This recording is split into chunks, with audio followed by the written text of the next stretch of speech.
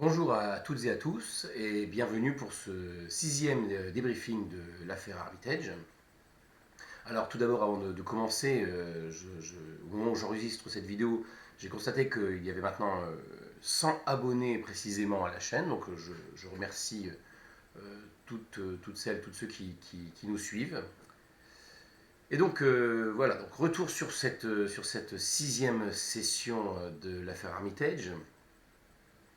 Donc ça a commencé par une confrontation dans l'entrepôt. Alors le système Gumshoe fait que les confrontations vis-à-vis des adversaires humains sont en général plutôt bien gérées, hein. Donc là, quand j'ai enregistré la vidéo, j'ai mis un petit post-it où je faisais moi-même le décompte des réserves de l'ennemi. Voilà, c'était pas un ennemi qui était très très compliqué à vaincre, mis à part ce bâton électrique qu'il avait dans la main qui pouvait être dangereux. Mais au final, le système fait que il n'y a pas un très grand danger dans un premier temps. D'autant plus que quand on tombe à zéro en santé, on n'est pas mort, on est seulement blessé. Donc c'est un système qui laisse quand même pas mal de marge de manœuvre. Euh, Même si sa mort était annoncée, il était évident que je l'avais en tête, hein. Pour moi, c'était possible tout à fait qu'il meure à cet endroit-là. C'était sur la table réellement. Après, c'est pour ça que j'ai voulu aussi commencer la séance par les deux dames qui étaient restées à l'extérieur, justement pour qu'elles aient le temps de éventuellement se positionner pour lui venir en aide quand ça allait dégénérer. Alors, il a cette seringue qui sort de sa poche à un moment donné. Alors, cette seringue, en fait, elle a été prise par Dorothy quand elle était au sanatorium. Elle avait préparé cette seringue pour éventuellement intervenir auprès d'Aurora Crimson. Elle m'avait envoyé un petit mot, hein, pour me signaler.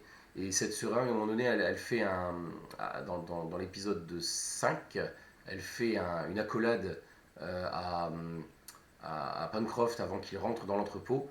Et durant cette accolade, elle lui glisse la seringue dans la poche. Donc ça s'est passé un peu dans les coulisses, mais ça permettait d'avoir un effet de surprise pour Aurora aussi, et puis voilà, pour les spectateurs aussi. Donc voilà, donc cette seringue, c'est pas quelque chose qui a disparu au montage, c'est quelque chose qui avait été mis en place avant dans les coulisses par les joueurs.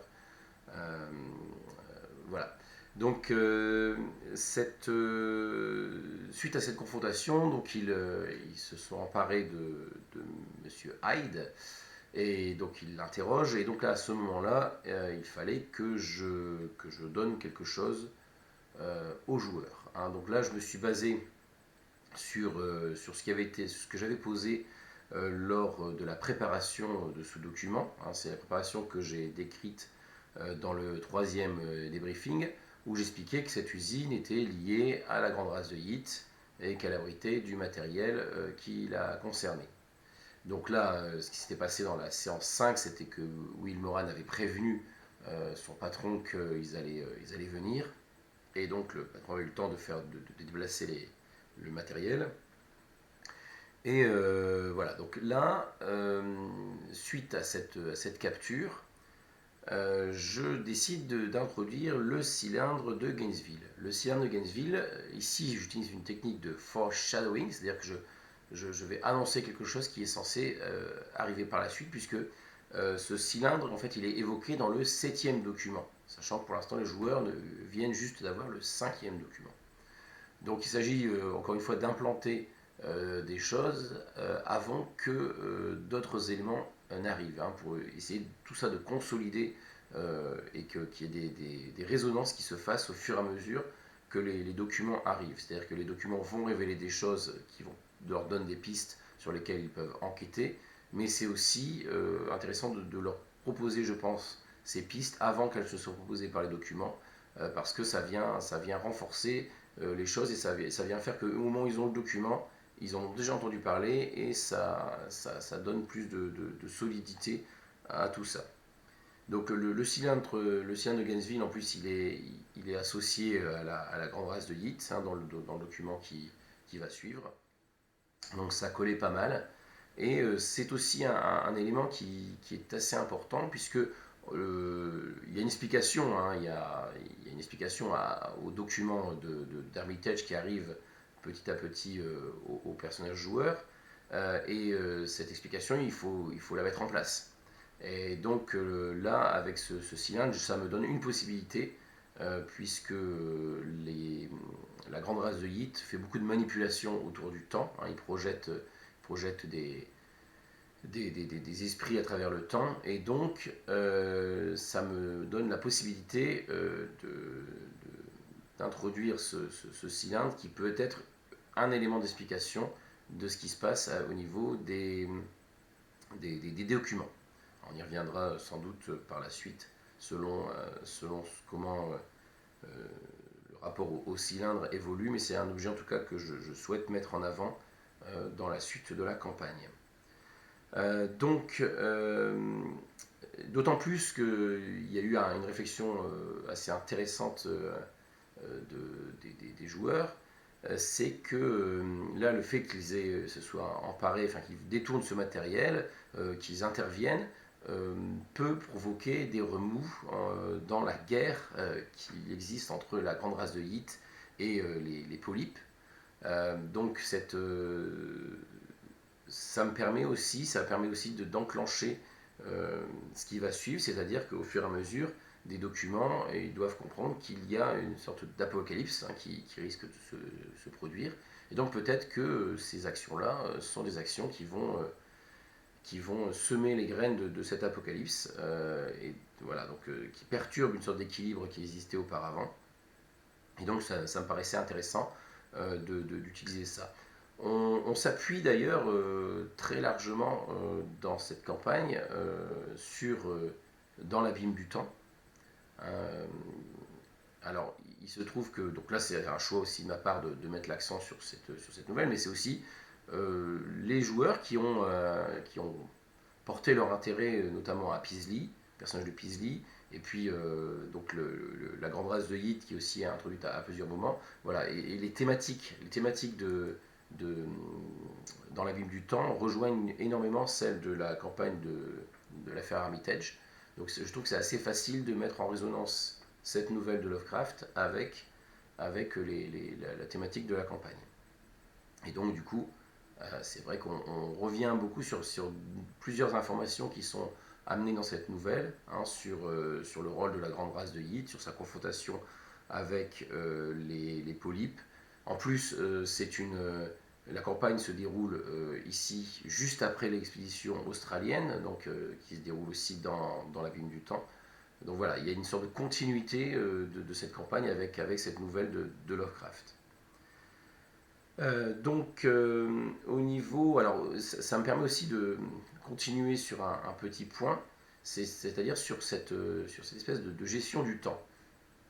Là, dans la campagne, vous avez peut-être remarqué que la gestion du temps est relativement floue pour les personnages. C'est-à-dire que c'est pas toujours évident de savoir exactement quel jour ils sont, combien de temps s'est écoulé.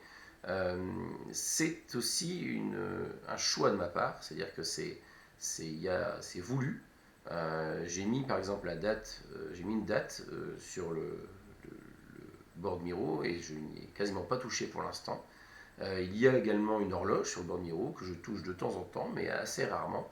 L'idée, c'est qu'il y ait quand même une certaine confusion au niveau du temps qui s'écoule, parce que justement, il y a toute une thématique autour de ça et de cette maladie temporelle, de cette perturbation temporelle qui est en train de se mettre en place suite justement aux manipulations qui sont nécessaires pour envoyer ces documents à travers l'espace et le temps. Donc c'est aussi une volonté pour moi de renforcer cet aspect-là de flou temporel. Et voilà, j'essaie de temps en temps de redonner quand même quelques repères, hein, de le rappeler que voilà, certains événements se sont juste déroulés la veille, par exemple, parce que voilà, pour que ça ne se délite pas complètement et puis garder une certaine cohésion dans l'histoire. Mais voilà, c'est quand même, j'essaie de tenir un peu ce fil-là au niveau des repères temporels. Au niveau de la préparation de la suite, donc là il y a eu de nouveaux documents qui sont arrivés, sachant que pour l'instant ils sont loin d'avoir utilisé tous les documents, toutes les pistes des documents antérieurs, hein. Ils sont clairement noyés sous ces documents. Encore une fois, c'est un choix de ma part, hein. Je pense que c'est plus intéressant de leur amener énormément d'informations, quitte à ce qu'ils n'utilisent pas tout, parce que d'une part, chaque document amène une partie du puzzle de l'ensemble, permet de comprendre la situation petit à petit de façon plus précise, et qu'il y a des choses qui s'imbriquent avec des éléments qui ont été mis en place avant. Et d'autre part, c'est pas, c'est évident qu'ils ne peuvent pas suivre l'ensemble des pistes. Je pense que ce n'est pas le but de la campagne. Et encore une fois, ces documents sont là vraiment pour créer, pour moi, une sorte de rythme et de sentiment d'urgence. Il y a énormément de choses à faire en peu de temps, puisque là, le rythme des documents va s'intensifier aussi. Donc c'est aussi voulu pour créer aussi ce sentiment d'impuissance vis-à-vis de tout ce qu'il y a à faire, de tout ce à quoi ils doivent faire face. Donc, par rapport aux questions qui ont été soulevées par les joueurs, notamment Pancroft a décidé de se réintéresser à un élément qui avait été mis de côté dans le deuxième document. Il m'a reparlé de Crown Hill. Et vous le savez exactement où c'était, parce qu'il a recherché sur le plan d'Arkham, il n'a pas trouvé où ça se trouvait. Donc, de mon côté, j'ai fait mes recherches par rapport à ça. Donc, Crown Hill, une référence à Crown Hill, il y en a une dans le Massachusetts, il y en a une à Worcester. Worcester, donc, où il y a également une base militaire à proximité. Il y a également un hôpital pas très loin de Crown Hill. Donc, ça semble être un bon endroit pour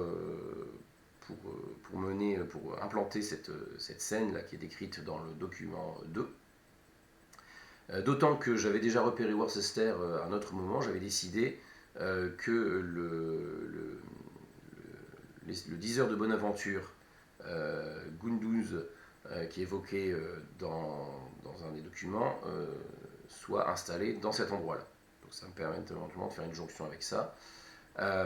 Cette base militaire, elle est associée aussi au nom de Olson, Holly Olson, qui est un personnage qui va être réintroduit dans le document 6, tout au début du document 6. Donc ça va me permettre éventuellement de réintroduire ce personnage-là qui est juste évoqué dans le deuxième document et qui va être ramené dans le sixième document. Donc voilà, j'essaie toujours de tresser cette continuité avec les documents et avec ce qui se passe en jeu pour que ça puisse se tenir debout, quoi. Voilà un petit peu pour cette préparation. Voilà, je vous donne rendez-vous pour la suite de la campagne très bientôt. Et voilà. Et pour un autre débriefing, je vous souhaite une bonne soirée et à bientôt.